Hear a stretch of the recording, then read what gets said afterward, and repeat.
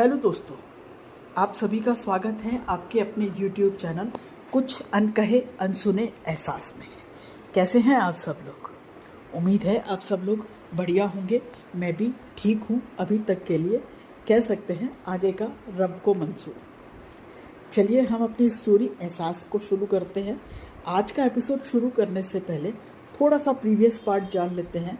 Previous part में हमने ये देखा था कि लिपिका जो है वो एक पार्टी में होती है जो राकेश ने दी थी। उस पार्टी में वो ये देखती है कि राकेश एक लड़की के साथ में इंटीमेट हो रहा है एक रूम में। जैसे ही वो ये चीज़ देखती है वो तुरंत उस रूम से बाहर निकल जाती है। जैसे ही राकेश को एहसास होता है कि लिपिका इस रूम में आई थी, वो तुरंत वहाँ से खड़ा होता है, अपने आप को सही करता है एंड उसके पीछे भागता है एंड एक्सक्यूज़ देने लगता है। तो लिपिका कहती है कि मुझे इस बारे में अभी बात नहीं करनी है, अभी मुझे घर जाना है।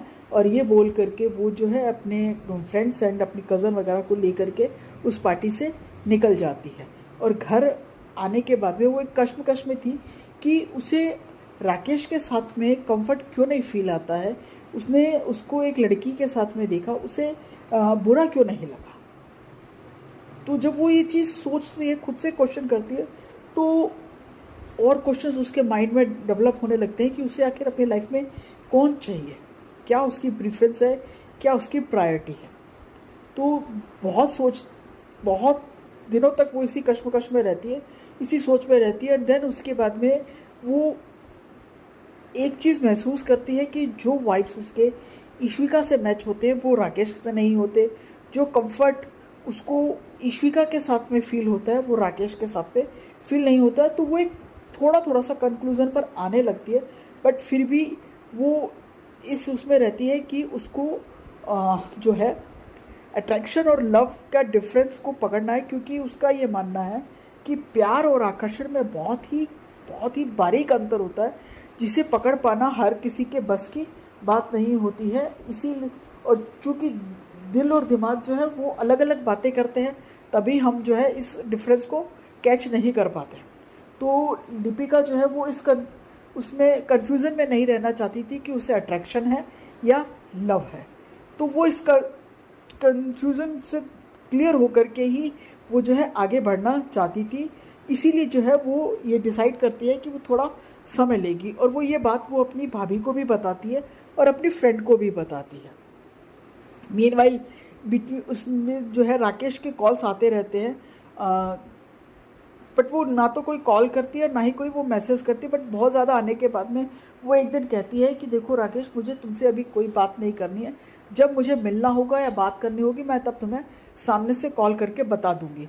तो राकेश फिर फ़ोन पर भी एक्सक्यूज़ देने लगता है, बट ईश्विका फ़ोन को कट कर देती है। एंड जब वो एक कंक्लूज़न पर पहुंचती है कि भाई उसे अपनी लाइफ में क्या चाहिए, तो वो जब ये डिसाइड कर लेती है तो वो राकेश को कॉल करती है मिलने के लिए, एक कैफ़े में बोलती है। तो एज़ यूजुअल हमेशा की तरह राकेश फिर लेट आता है, वही उसके एटीट्यूड, वही उसके एक्सक्यूज़ेस।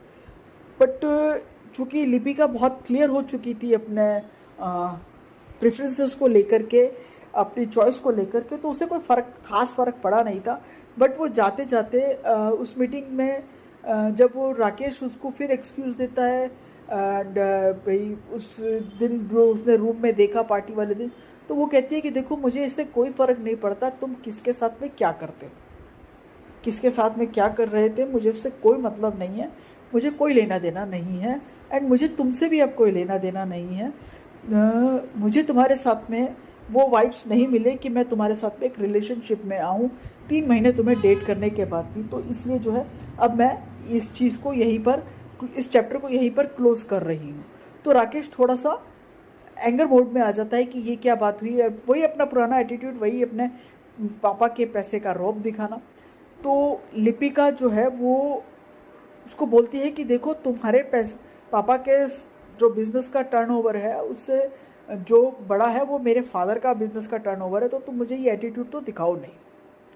तो वो उसके साथ में थोड़ा सा मिसबिहेव करने की करता है, उसका हाथ पकड़ने की कोशिश करता है। तो जैसे वो उसका हाथ पकड़ता है तो लिपिका तुरंत अपने हाथ की तरफ देखती है और एक झटके में हाथ छुड़ा के खींच के उसको 2 थप्पड़ मारती है और उसको कहती है कि दोबारा मुझे टच करने की कोशिश मत करना। एंड इतना बोल के वो अपने वो कैफ़े का जो है वो बिल पे करती है और वहाँ से निकल जाती है। और ये सारा जो कुछ भी हुआ था वो अपनी भाभी को भी बताती है एंड अपनी फ्रेंड निशा और रवि को भी बताने के लिए उनके घर में जाती है कि भाई उसने राकेश के साथ में जो है चैप्टर क्लोज कर दिया है एंड उसे कोई पसंद है, ये सारा कुछ बताने के लिए। और वहाँ जाकर के उनको भी जब वो उससे पूछते हैं कि वो खुशनसीब कौन है, तो वो कहती है कि पहले मैं इसका क्लियर हो जाऊँ कि ये लव है या अट्रैक्शन है, उसके बाद में मैं रिवील करूँगी कि वो कौन है, उसका नाम क्या है और सारा कुछ। तो निशा और रवि दोनों ही कहते हैं कि ठीक है, जैसा तुम्हें सही लगे तुम वैसा करो, हम तुम्हारे साथ हैं। जब कभी भी किसी भी प्रकार की कोई हेल्प चाहिए हो तो हमें बोल देना। तब जो है लिपिका कहती है ठीक है। चलिए, ये तो था हमारा पिछला पार्ट। अब आज का पार्ट हम शुरू करते हैं। देन निशा, इतनी बात होने के बाद में निशा जो है वो लिपिका को डिनर करके जाने के लिए बोलती है। तो लिपिका कहती है कि नहीं, मुझे लेट हो रहा है, मुझे अब घर जाना है। तो ईश्विका कह रही हूँ, निशा जो है वो बोलती है ठीक है। लिपिका जो है रवि और निशा को बाय करके अपने घर के लिए निकल जाती है। जब वो अपने थोड़ी ही देर के बाद में जो है वो अपनी सोसाइटी के पार्किंग प्लेस में पहुंचती है। पार्किंग में अपनी गाड़ी को पार्क करके जैसे ही अंदर आने लगती है तो देखती है ईश्विका जो है वहीं पर थोड़ा सा टेंशन माहौल में फटाफट इधर से उधर टहल रही है। तो वो उसके पास में जाती है एंड उसको हेलो करती है एंड पूछती है कि क्या हुआ, आप यहाँ पर इस समय क्या कर रही है, ऐसे कैसे टहल रही है, सब ठीक तो है, कोई टेंशन वाली बात तो नहीं है। तो ईश्विका कहती है कि नहीं, सब ठीक है, मैं तुम्हारा ही वेट कर रही थी। तो लिपिका कहती है कि क्यों, क्या हुआ, मेरा वेट, क्या बात है। तो ईश्विका कहती है कि नहीं, मैं 3-4 दिन के लिए ऑफिस की एक इम्पॉर्टेंट मीटिंग है, उसके सिलसिले में शहर से बाहर जा रही हूँ और मुझे कंपनी की तरफ से एक एनजीओ में डोनेशन का चेक देना था। तो मैंने सोचा कि वो जाने से पहले मैं तुम्हें देती जाऊँ। अब ये बहाना था या सच में सिर्फ चेक ही देना था, ये तो ईश्विका जाने, मुझे तो नहीं पता। खैर, एक्चुअल में ये बहाना ही था, मुझे तो पता है। खैर, ये तो बहाना ही था। उसे लिपिका को देखना था जाने से पहले और वो उससे मिल के जाना चाहती थी। अब वो क्यों मिलना चाहती थी, क्यों देखना चाहती थी, शायद अभी तक ईश्विका को ये चीज़ का रियलाइजेशन नहीं हुआ था कि वो क्यों उसे देखना चाहती थी, क्यों उससे मिल के जाना चाहती थी। बट लिपिका कहती है कि ये चेक आप जो है जूही और भव्या को भी दे सकते थे, मैं उनसे कलेक्ट कर लेती। तो वो और कुछ नहीं बोलती, वो स्माइल करती है, चेक उसको हैंड ओवर करती है कि कोई बात नहीं, ये चेक मैंने ही आपको दे दिया।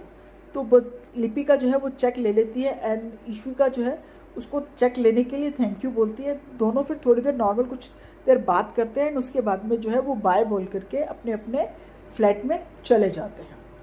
वहीं ईश्विका जो है जब अपने फ्लैट में पहुंचती है तो फ्रेश होके डिनर करके वो अपनी मीटिंग की प्रिपरेशन में लग जाती है। वहीं लिपिका भी अपने घर पहुंच करके फ्रेश होकर के अपनी फैमिली के साथ में डिनर करने लगती है। डिनर में वही उस डिनर टेबल पर वही उसकी पूरी फैमिली बैठी होती है, वो बात कर रहे होते हैं।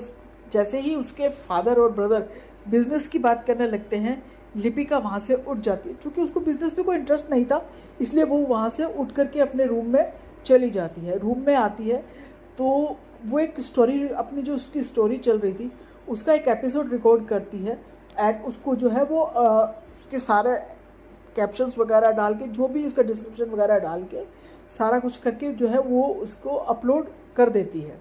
अपलोड करने के बाद में जो है वो थोड़ी देर के लिए बालकनी में जाके खड़ी हो जाती है और सोचने लगती है कि उसे अपनी लाइफ में क्या चाहिए। क्या ये ईश्विका के लिए जो वो फील कर रही है या जो उसकी तरफ बढ़ रही है, ये प्यार है या अट्रैक्शन है। वो इसी उलझन में थी, इसी कश्मकश में थी, उसी को सोचते हुए बालकनी में जाकर के वो खड़ी हो जाती है। वहीं दूसरी ओर ईश्विका जो है वो अपनी मीटिंग की प्रिपरेशन कर रही थी, तब उसके मोबाइल में एक नोटिफिकेशन बीप होती है।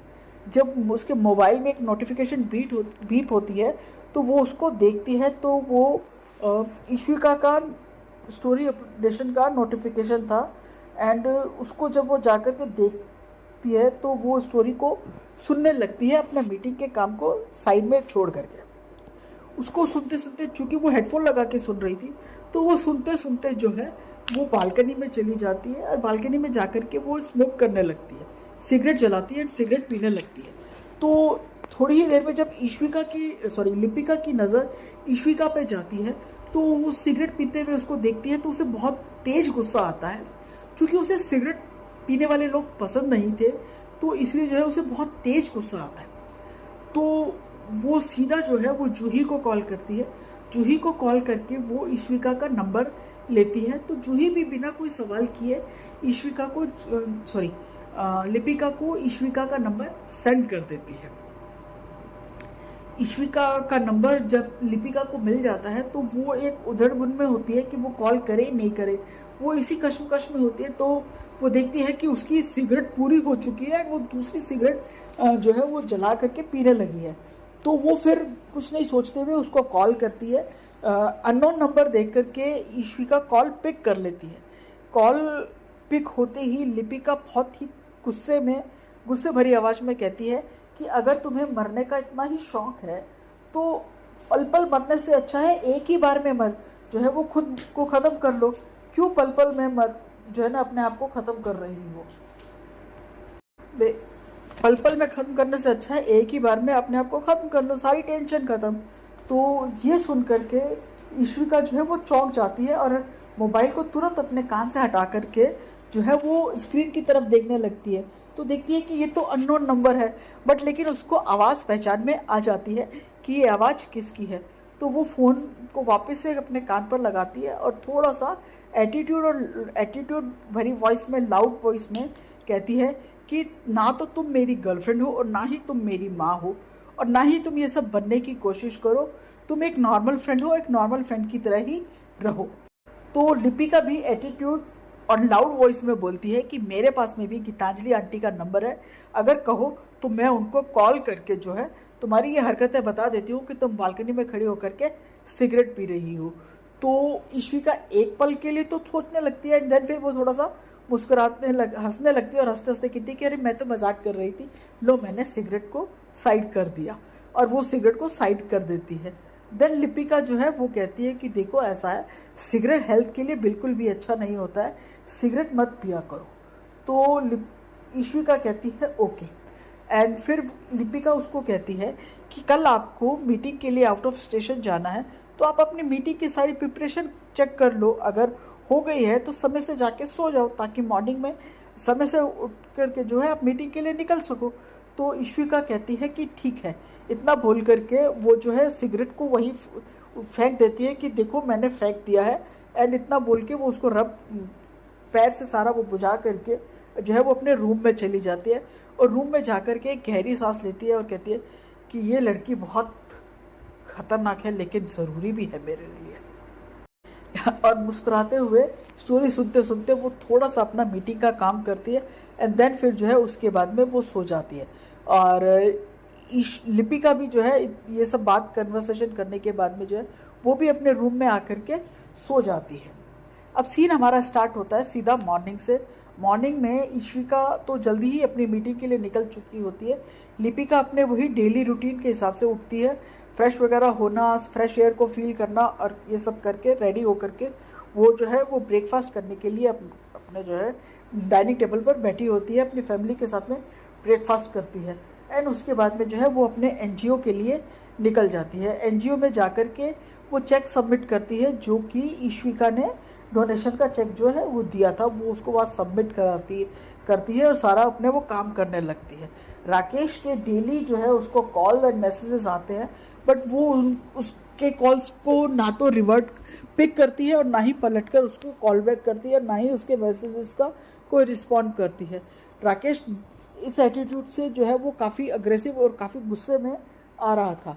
वो इतना वो होने लगा था कि हर 2 मिनट में वो उसको कॉल कर रहा था, मैसेज कर रहा था। तो उससे तंग आकर के जो है लिपिका उसको ब्लॉक कर देती है और ये जो ब्लॉक करती है इसको वो 5-6 दिन बाद जाके वो ब्लॉक करती है। एंड इसी अपने वो कन्फ्यूज़न को दूर करते हुए जो है दूर करने के लिए जो है वो थोड़ा समय लेती है, सारा कुछ वो करती है। वहीं ईश्विका भी जो है वो अपनी मीटिंग को करके जो है वो भी वापस आ चुकी होती है। उनका वही डेली शाम को मिलना सोसाइटी पार्क में थोड़ी देर राहुल के साथ में खेलना, और ये सब चल रहा था। और थोड़ी धीरे धीरे चूँकि अब फ़ोन नंबर एक्सचेंज हो चुके थे, तो थोड़ी थोड़ी फ़ोन पर भी बात होने लगी थी, और थोड़ा थोड़ा सा जो लिपिका का जो है वो कन्फ्यूज़न जो था लव एंड अट्रैक्शन वाला, वो थोड़ा थोड़ा क्लियर होने लगा था। अब जब ये सारा कुछ क्लियर होता है, उसके बाद में वो करीबन 10 दिन बाद जो है वो जूही, भव्या और लिपिका एक कैफ़े में जाते हैं, कॉफ़ी पीते हैं, कॉफ़ी पीने के लिए एंड एक टाइम स्पेंड करने के लिए साथ में। तो वो वहाँ पर कॉफ़ी पी रहे होते हैं, तो थोड़ी ही देर में वहाँ पर राकेश भी आ जाता है। राकेश ने ड्रिंक किया हुआ था एंड उसको थोड़ी ज़्यादा ही चढ़ी हुई थी। तो वो वहाँ आकर के कहता है कि ओह, तो तुम यहाँ बैठी हो, तुम मुझे इग्नोर कर रही हो और तुमने मुझे ब्लॉक भी कर दिया।